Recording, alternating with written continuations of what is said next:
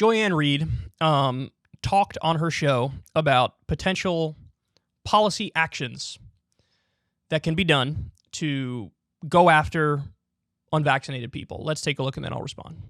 Let's talk about what other countries are doing, because at some point, I feel like people who are willfully unvaccinated, fine, don't get vaccinated. But they need to start to pay a little bit more of the cost of what this is doing to our system.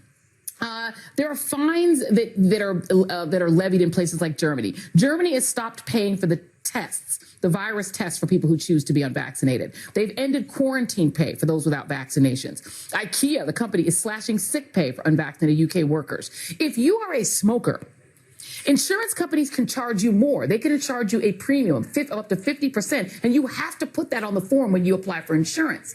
At some point, don't we have to make people who are just saying, I'm willing to take the risk to be unvaccinated, take the risk for me and take the risk for everyone I come in contact with? Shouldn't they have to pay more into the system because they are collapsing our health system? They're the ones in the ERs. They're taking it up. If you have a stroke or you have a heart attack, you can't get in the ER because they're taking up all the beds. So shouldn't they have to pay more? Look, this is the opposite of a socialist ideal. This is the opposite of that. This is a very right-wing, individualistic approach to public health. Now, listen, it's true that the unvaccinated are the people who are largely being hospitalized and getting really sick and dying. That's true, and that's a problem. But she makes the smoker analogy there, and in my opinion, that's the thing that destroys her argument and doesn't make her argument for her. Because then this is a slippery slope where there's no end to it. So, listen, maybe some of you guys will say yes, but this is definitely not the way I think about these things. Should really overweight people have to pay more for health insurance? Should smokers have to pay more for health insurance? Should really overweight people have to pay more for a plane ticket because they might take up a little bit more than a seat?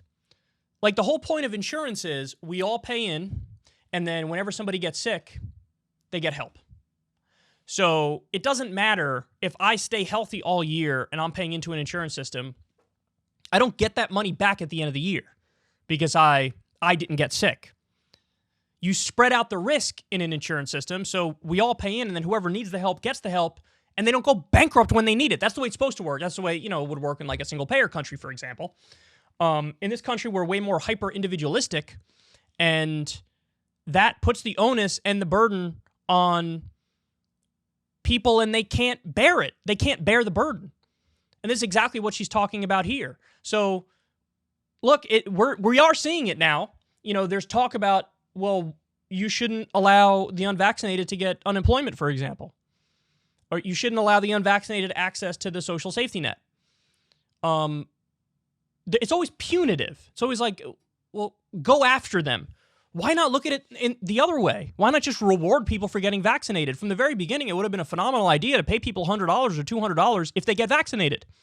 And that would be an incentive for people to do the right thing, as opposed to this punitive approach where you try to disincentivize the wrong thing by making people's lives miserable in the process. So people, you guys have heard me talk about this. I support a vaccinate or test approach to this stuff. People have the right to make the wrong decision, to make a dumb decision, to make a stupid decision. Should drug addicts have to pay way more for their health insurance? If they're addicted to a substance and they've overdosed a couple times, should they then have to pay more for their health insurance? Or when they go to the hospital, should they get a higher hospital bill because, hey, it was because of your actions that got you to this place? That's the opposite of a socialist ideal. That's a very right-wing, authoritarian approach to this stuff. I don't agree with it. I don't agree with it. Now, again, if you're unvaccinated, understand, I'm not going to coddle to the unvaccinated on the show. A lot of people are doing content on the vaccines where they're like coddling anti-vaxxers. I'm not going to do that. You are making the wrong decision if you're unvaccinated. You absolutely are. There was that French study that came out Over 20 million people were in the study, and they found that the vaccines reduced severe illness, hospitalization, and death by over 90%. So it is the wrong decision to not get vaccinated, but you have a right to do it. But you should do it. Like, on your own volition, you should do it. And like I said, I would support an incentive structure that would pay people to get vaccinated. Instead of doing a punitive approach for the unvaccinated, make it worth everybody's while to do it. Because obviously, the public health education on this has been terrible because the CDC and the FDA have been wrong about a million things and nobody even trusts our institutions anymore. So just doing like an advertising campaign or something is not going to work on it. Why not pay people to get vaccinated? But no, they look at it like you have to punish them. You have to make them second-class citizens. You have to pay them less. You have to make them pay more premiums when it comes to health insurance. You have to, I mean, there was a list of stuff there. Let me see. I want to read off some of the headlines that she was doing because it is true. Some other countries are doing this kind of stuff, and it's not something that I agree with. I think it's a deeply authoritarian approach to dealing with this, and I'm an anti-authoritarian leftist. I'm a libertarian leftist. So Kroger removes some COVID-19 benefits for unvaccinated employees. So whatever, I don't know if they were getting more pay for working during the pandemic or whatever, but for unvaccinated people, they don't get it. Germany will stop paying for virus tests for people choosing to remain unvaccinated. I mean, that affects other people too. If somebody's unvaccinated and they didn't get a test, they could have gotten a free test, but now they're saying no free tests. What if they get the illness, they don't even test, and they just keep going about their day? I mean, it would be a very dumb thing for them to do that. It'd be a very reckless thing for them to do that, but it also probably will happen, and it didn't have to happen if you had the free tests and they continued to get tested. So it's like, what's the old saying? Cutting off your nose to spite your face? That's what that sounds like to me. Germany to end quarantine pay for those without vaccinations. IKEA is slashing sick pay for unvaccinated UK workers. I don't like this punitive approach. And what we need to do is explain in a very clear way why it's the right thing for people to get vaccinated. And the government should set up a program where it makes it worth people's time to go get vaccinated, pay them $100, pay them $200, whatever it is. I mean, they should have done it from the beginning of the pandemic, because then people are going to say, hey, what the hell? I got vaccinated because I'm intelligent, and people who didn't are going to get paid now. So it should have been done maybe at the beginning of this, but that's more of an approach that I can get behind. This idea of restricting their access to the social safety net, or making them pay higher premiums, or cutting their pay, or whatever, fill in the blank, that is cutting off your nose to spite your face. It's an authoritarian approach. It's a hyper-individualistic approach, and I don't like it, man. I don't like it. It's very dystopian, and I don't want to give people who are objectively wrong on the question of the vaccines some sort of accurate victim complex. Look, and a lot of you guys are going to disagree with me on this, but it's like the Novak Djokovic thing. Now, Novak Djokovic is selfish. He's an idiot. I've read some articles talking about his medical beliefs and his scientific beliefs, and the guy's just gone. He's bonkers. Like, he went to a doctor in Serbia. The doctor put bread in one hand, and that hand went down more than the other hand, and they determined based off that he has a gluten sensitivity. I mean, the guy, he's got insane beliefs. He's an anti-vaxxer, true Kool-Aid drinking anti-vaxxer. When he had COVID, he was still doing public events. So on a personal level, I have zero respect for Novak Djokovic and his actions during this pandemic and his beliefs. But he was allowed into Australia originally to go play in the Australian Open. And then when he was there, they found that his exemption to play unvaccinated, that was revoked. The prime minister said, we're not going to allow that. Then a judge overturned the prime minister's decision and said, no, he is allowed to do it because, hey, he filled out the paperwork, and apparently he had just had COVID recently and had beat it, so now he's immune that way. And the judge was like, well, what else would you want him to do? And then at the last minute, the immigration authorities in Australia overturned the judge's ruling, and he's getting deported and he can't play in the Australian Open. So, again, personally, I have no love for Novak Djokovic here, but do I think he should have been allowed to play? Absolutely. Why? well, he just had COVID. Now we know he has natural immunity. So do we really think there's going to be like thousands of people who end up getting COVID because of Novak Djokovic?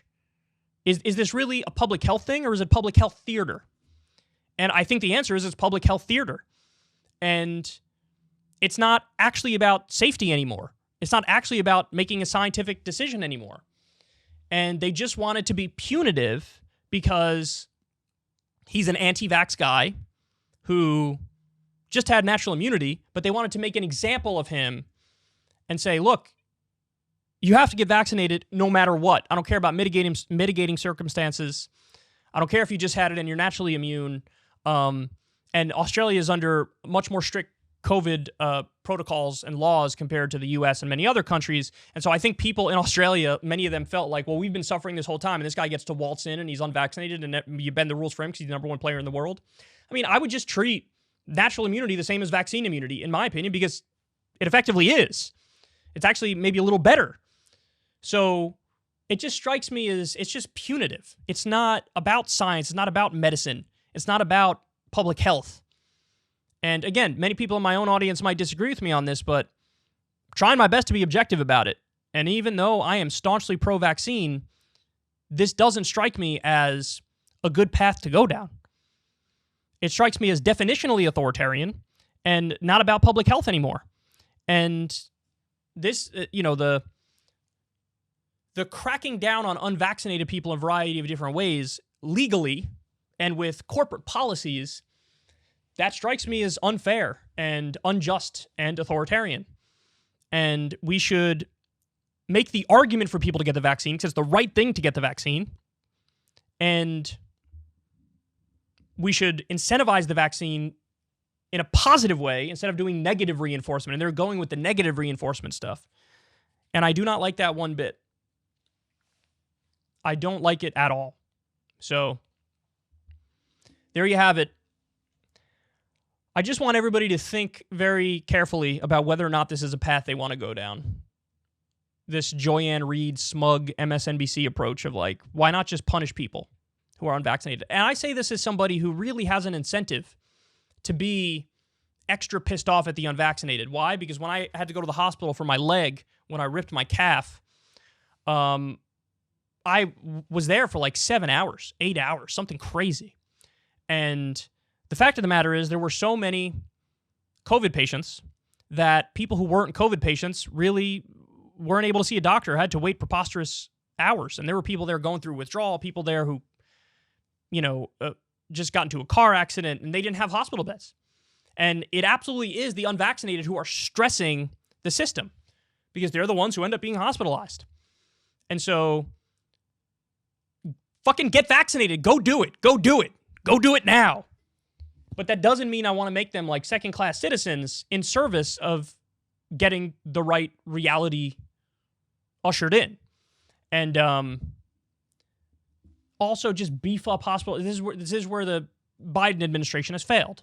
Like, come on. Why haven't you beefed up hospital capacity way more than it currently is? We were in a pandemic. It's obvious that's something you should have done. Why haven't you used the Defense Production Act to get the treatments that are necessary to all the hospitals, whether it's the monoclonal antibodies or remdesivir or whatever? Why haven't you already sent out N95 masks to all Americans? There's a number of things that could have been done that weren't done. And so this strikes me as a way to shift the conversation and just shift the blame and be punitive instead of actually putting policies in place that would fix the situation without doing any scapegoating or being authoritarian. So there you have it. Joyanne Reid with a terrible take, in my opinion. And we'll see if these kinds of policies end up coming, but I hope they don't. Ever since Adpocalypse, when YouTube defunded all independent news and politics overnight, we haven't trusted them. We know they can pull the rug out from underneath us at any time. If you enjoy this content, please consider tipping $1 or $2 per month on the Secular Talk Patreon. Link in the video description box below. Thanks for your support.